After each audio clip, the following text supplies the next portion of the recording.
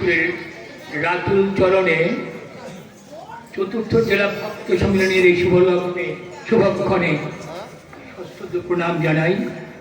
উপস্থিত পূজনীয় মহন্ত মহারাজ তথা আজকের এই সভার প্রতিনিধি সভাপতি, বিভিন্ন আশ্রম থেকে আগত সন্ন্যাসীবৃন্দ, ব্রহ্মচারীবৃন্দ, আমাদের উৎসব কমিটি শুধু নয়, সারা ভারতবর্ষের আমাদের যে ট্রাস্ট কমিটি, যারা প্রধান আছেন, ট্রাস্টি আছেন, বিভাগীয় সদস্য আছেন, জেলার সদস্য যারা আছেন, সবাইকে যথাযোগ্য স্থানে জয় গুরু সম্ভাষণ জানাই। জয় গুরু, জয় গুরু, জয় গুরু। আমার প্রাণের অগণিত গুরু ভাই বোন, ভক্তবৃন্দ, সবাইকে আমি জানাই অন্তরের ভালোবাসা। আজকাল আমি আমার আনন্দ সম্পর্ক করতে পারি না। আমার এত আনন্দ হয়, আমি সম্পর্ক করতে পারি না। আনন্দ চোখের জলে বেশি যায় আমার।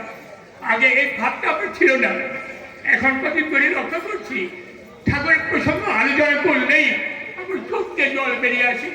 কেন আসে আমি জানি না।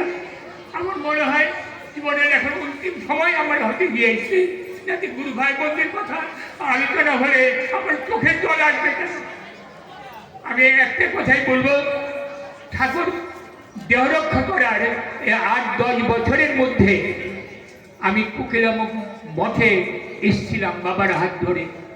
আমাদের পরিবারের সবাই, আমার ফরিদপুরের লোক, ঘড়িসার সঙ্গের সদস্য বাবা রাখাল চন্দ্র পাল, তার হাত ধরে মঠে এসেছিলাম। একটু রাখুন, 1944 রাখুন।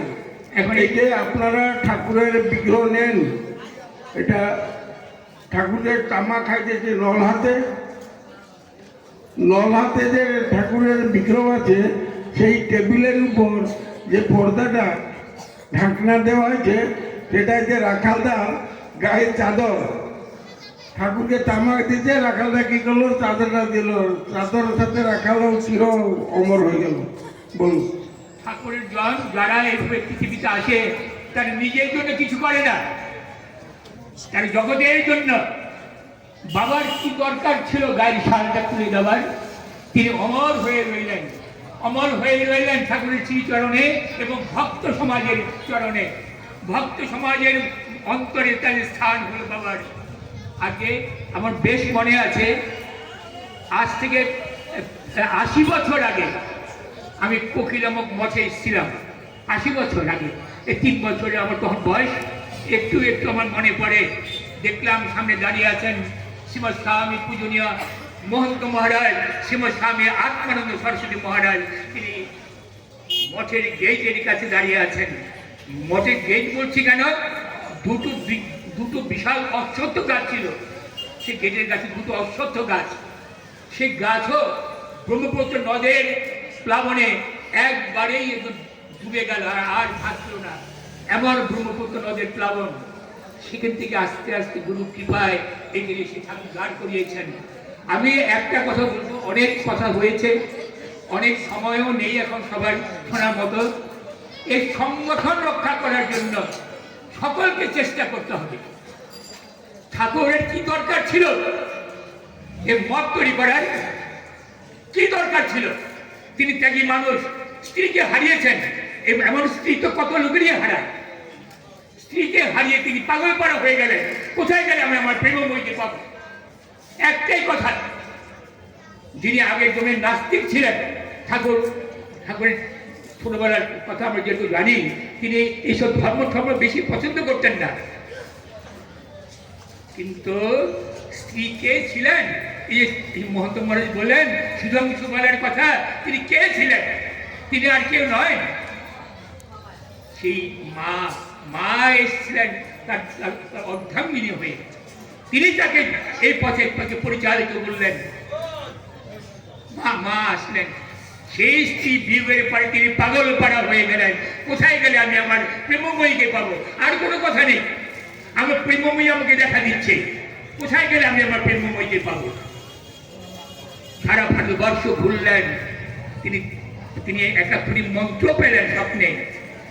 এক মহাপুরুষ আদিষ্ট হয়ে তার ঘরে একাক্ষরী মন্ত্র দিলেন, কিন্তু সে মন্ত্রের অর্থ তিনি আর খুঁজে পেলেন না, সারা ভারতবর্ষ ঘুরলেন। শেষকালে ভাবলেন, এই জীবন রেখে কি হবে আমার, আমার স্ত্রীকে পেলাম না, এই জীবন রেখে কি হবে? স্ত্রী আর কে? মহামায়া, মহামায়ার খেলা।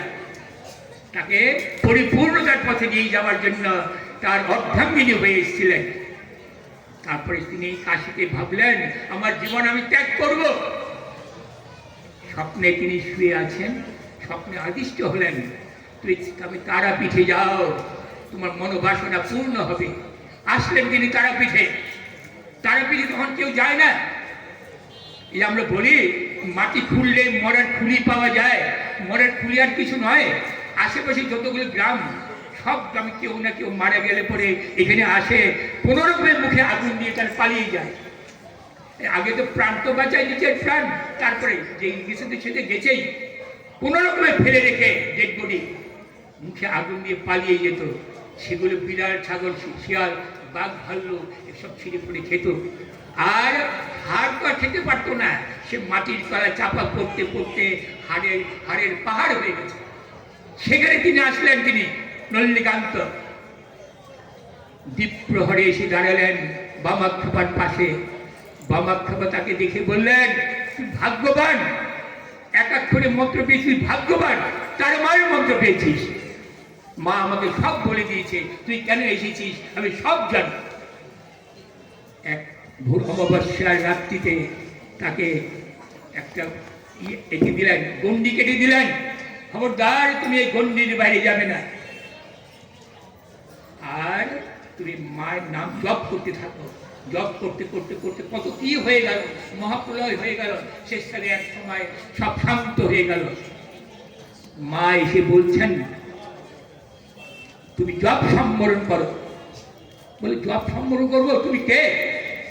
বামাক্ষেপা বলে দিয়েছিলেন, যদি সত্যিকারের মা হয় তাহলে তোমাকে স্পর্শ করতে পারবে, আর কেউ পারবে না। বলে, তুমি কে? তুমি যাকে চাইছো সেই আমি। বলে, তাহলে তুমি তোমার দক্ষিণে পদ আমার এই স্কন্ধে স্থাপন করো। বামাক্ষেপা শিখিয়ে দিয়েছিলেন সব কথা। সে দক্ষিণ পদ স্থাপন করলেন। তারপরে বলে, আরেকটা বর চাও। বলে, তুমি যে মূর্তিতে পৃথিবী সৃষ্টি করেছ, পৃথিবী পালন করছ এবং সংহার করছ, সেই মূর্তি আমাকে দেখাও। মায়ের বললেন, সেই মূর্তি দেখলে তোমার দেহে প্রাণ থাকবে না। বলে, ওসব আমি বুঝে নেব, ওটা তোমার কথা নয় বুঝায়। দেহের থেকে ধুতি বেরোচ্ছে আগুনের শিখার মতো, অগ্নিভব। সেই শিখার থেকে মায়ের সৃষ্টি হতে হতে হতে হতে আকাশের সঙ্গে মিলিয়ে গেল। কিন্তু তব শেষ নেই। আকাশের সঙ্গে মিলিয়ে গেলেন মা। দেখে নন্দীকান্ত ভয়ে মূর্ছা গেলেন।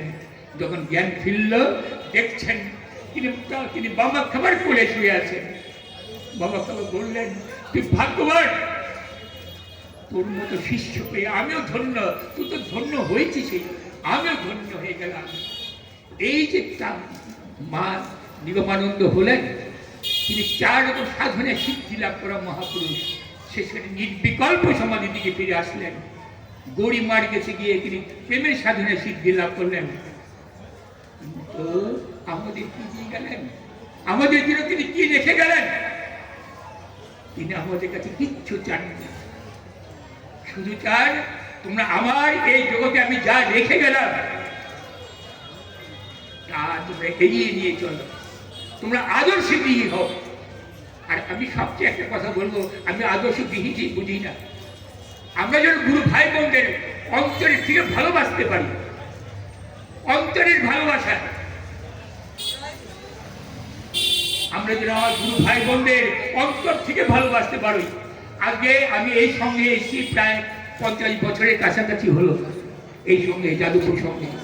আমার একটাই উদ্দেশ্য, মঠের ভাবধারায় এই সংঘ পরিচালিত হচ্ছে, মঠের আদর্শে আমাদের আদর্শ, আর কোনো কথা নয়। আর আমাদের এই সংগঠনের যত গুরু ভাই বোন যারা এখন গত হয়ে গেছেন, তাদের আমি সম্মানের চোখে দেখি। তারা আমাকে উৎসাহিত করেছেন, আমাকে আমার আদর্শ শুধু নয় মঠের আদর্শকে তারা গ্রহণ করেছেন। গ্রহণ করে করে করে আজকে এই সংঘ এখানে এসে দাঁড়িয়েছে। আমি সকলের কাছে অনুরোধ করব, ভারতবর্ষ বুকে এই যে আমাদের নিষিদ্ধ করলেন, এই যে আমাদের হাজারের উপর সংগঠন সংঘ, এই সবার সংঘ যেন আদর্শ সংঘ হয়, আদর্শ সংঘ হয়। আমরা যেন ঠাকুরের ভাবধারাকে এগিয়ে নিয়ে যেতে পারি জগৎ সভায়। আজকে 115 বছর 30 বছর আমরা বলছি ঠাকুর দেহ রক্ষা করেছেন, কিন্তু এই ভাবধারা কিন্তু এগিয়ে চলছে। আর এটা যেন আরো এগিয়ে যায়, ঠাকুরের মহিমা যেন প্রচার হয় চারদিকে। ঠাকুরের আদর্শই আমাদের আদর্শ, আর কোনো কথা নয়। আজকে আর কিছু বললাম না। আজকে আমাদের যাদবপুর সংঘের আনন্দের দিন, যাদবপুর সংঘের আনন্দের দিন। শুধু যাদবপুর সংঘ নয়, এই সঙ্গে যারা যারা উপস্থিত হয়েছেন সমস্ত গুরু ভাই বোনের আনন্দের দিন আমাদের। আমরা ঠাকুরকে নিয়ে আনন্দ করছি, আর কোনো কথা নয়। জয় গুরু, জয় গুরু, জয় গুরু, জয় গুরু।